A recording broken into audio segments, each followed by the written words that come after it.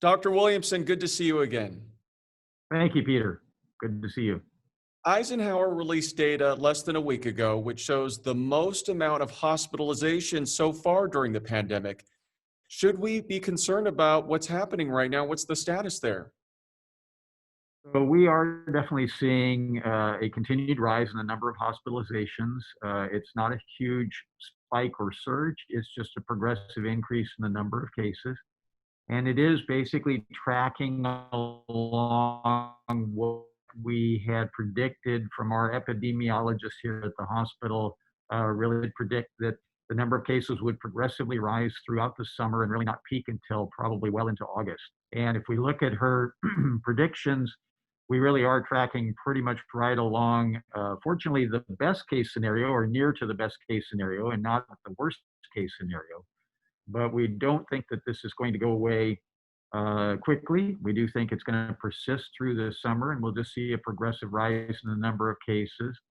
And as long as we do continue to track like that, we feel quite confident that we can manage the volume. We have a surge plan that we had put together early on in the pandemic here in the Coachella Valley, and we are now working this week, in fact, on revising that surge plan to be sure that we accommodate for some of the changes we are seeing in the pattern of the disease, and seeing some younger patients than we were seeing before, seeing patients that are being able to be managed outside of the intensive care unit. So we really need to shift some of the focus more towards regular hospital bed capacity, and not quite as much on the surge capacity for the intensive care unit. Let me ask you, Dr. Williamson, as the county releases new numbers each day, we're seeing that the number of cases have been increasing pretty consistently, and that the hospitalizations seem to be rising as well, but rising slower and appear to be more stable. Should we be more alarmed about the number of cases or in hospitalizations and ICU capacity? So obviously the biggest concern for me as a hospital administrator is what's happening in the hospital, and being sure we have the capacity to keep up and to help treat the patients that are most seriously ill and need our care. Um, the number of cases going up in the community is multifactorial. First of all, there is an increase in the number of cases out there. I don't think that there's really any question in anyone's mind who really looks at this and looks at the numbers that we are seeing a true increase in numbers. But there is also impact of what percentage of patients are being tested that impact the number of positive cases you see out in the community. Because one of the trends we are seeing is definitely really becoming embedded into the core of the community itself. And so we're seeing younger patients. We're seeing the whole spectrum now. Early on, we were seeing primarily elderly patients that were coming in. Now we see everything from the 20s to the 90s in terms of ages of our patient. And we're seeing a bit of a trend towards more East Valley residents presenting. And that's concerning to us because in doing contract tracing with those cases, once we identify a positive case, we are finding a number of these these patients are coming from both multi-generational, or in some cases multi-household, where there's quite a number of people in two-bedroom homes, two-bedroom apartments, and so on, for example, where the idea of really doing true home quarantining of a positive case is really impractical, if not impossible. And so a number of the cases I've seen over the last few weeks that have been positive and been hospitalized have history of several family members at home that are positive as well. And a lot of them, you said, are in the East Valley. And more of those are in the East Valley. And remember, of course, we tend to see more of the East Valley population here in the summer. The Center Valley, the Indian Wells, Rancho Mirage communities, and so on, many of those residents are seasonal and they leave during the summertime. So there's a natural shift towards the east part of the valley for our demographic, at least at Eisenhower, during the summertime, because those are more full-time residents. Are most of these Latino? There's a mix. I'd really have to actually go back and look at the actual numbers to be sure whether or not there's a majority, but certainly not all of them. Just more of a tendency for these to be people that are living in the eastern half of the valley, looking to Indio, Coachella, and so on. Definitely, there is an increase in the number of cases that we're seeing in the farm communities in the eastern part of the valley, and again, tend to be larger families that really are not able to practice home quarantining in the way that we traditionally think of it, where the patient is literally isolated in a separate room and kept away from the rest of the family. That just isn't practical in many of these scenarios. You're obviously a medical professional on a team that's tracking the spread of the virus and the treatment here in the Coachella Valley, but you're also a resident of Riverside County who is experiencing the changes with the staggered reopening. Uh, and does that give you any concern right now that this reopening is happening? Do you think that we need to slow down, move faster, or keep things as they are? Yeah, that's a great question, Peter. And as a medical professional, I guess on the one hand, I'd love to see everyone just stay quarantined in strict quarantine in their homes until all of this blows over. But as a resident of the county, I also do recognize the fact that our businesses do need to reopen. This is having a huge financial impact on the individuals, on the cities, and so on, and we can't sustain that forever. Um, I just feel very, very strongly that the issue really becomes one then of personal responsibility. The businesses need to reopen. I think it's quite safe to be able to run a business, to be able to run a supermarket, to be able to run another small business, have the doors open, have customers and clients come into the businesses, provided everyone recognizes that that is not a signal that the virus has gone away. It's a signal that we believe we can live with this virus. And the way we can do that is to practice all of those things that we harp on over and over and over again because they work. And that is social distancing, wearing a face mask, washing your hands thoroughly on a regular basis, using hand sanitizers when you need to.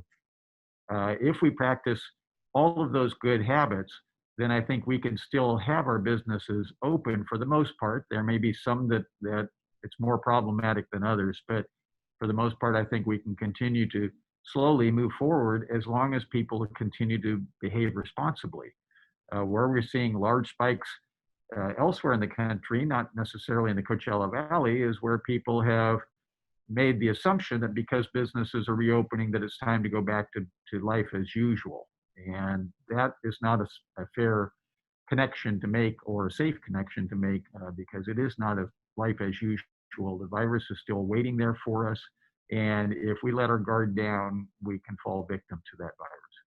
Are there any parts of the reopening strategy that give you concern?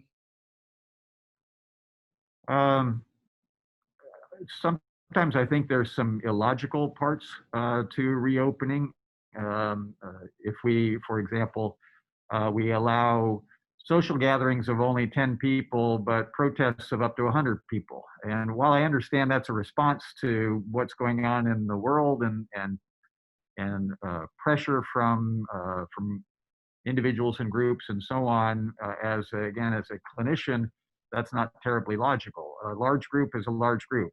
It doesn't matter whether you're celebrating a wedding or whether you are protesting what's going on in the world.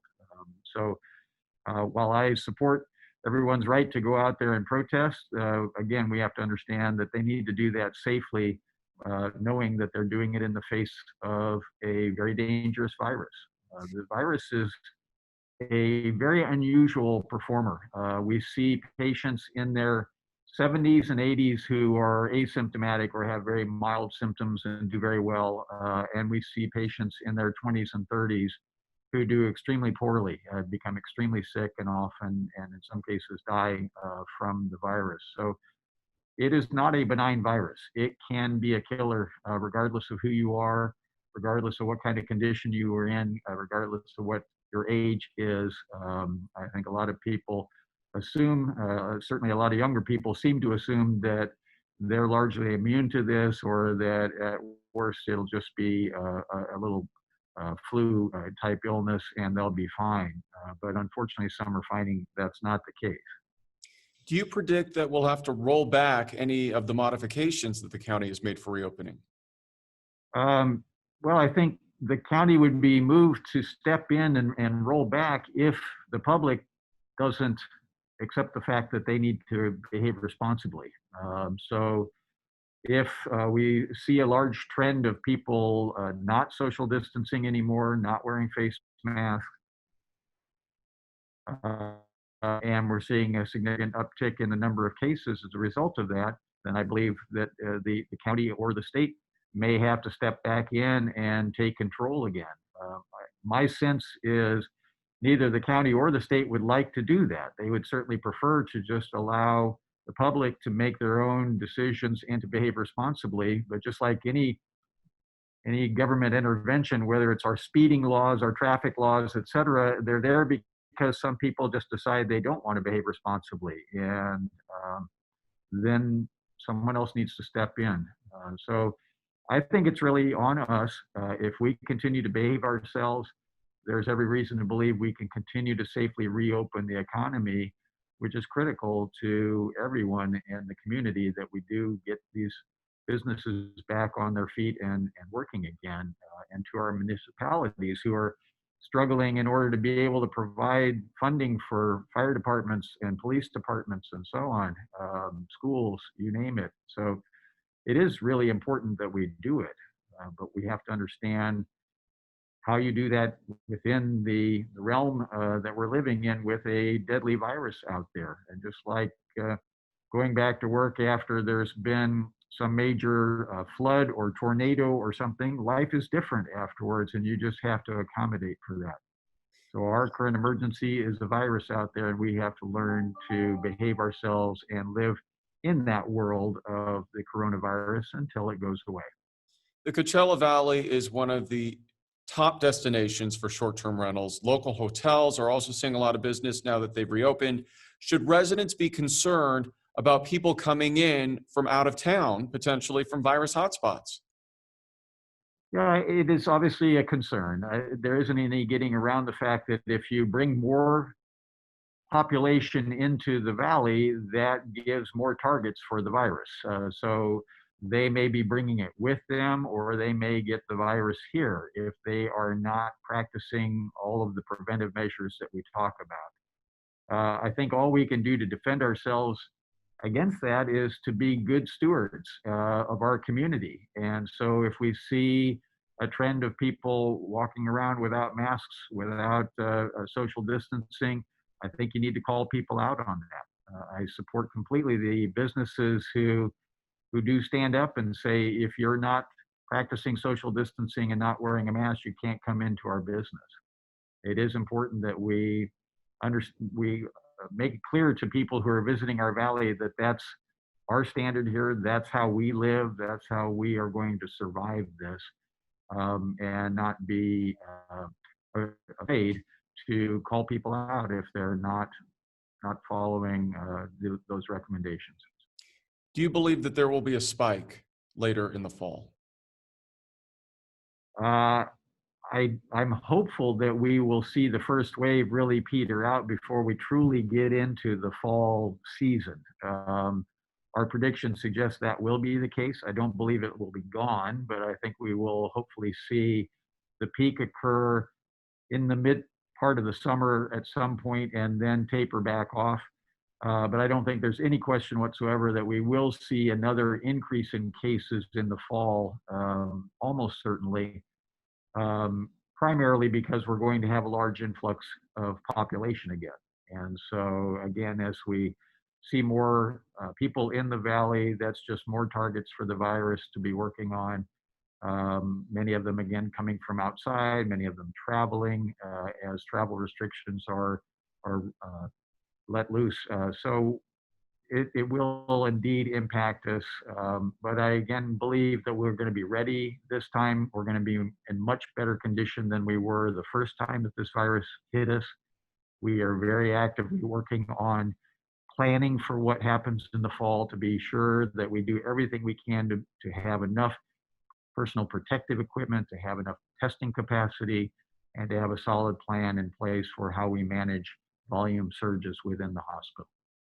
Dr. Williamson, so good to see you again. Thanks for joining us. Peter, great to see you. Thank you.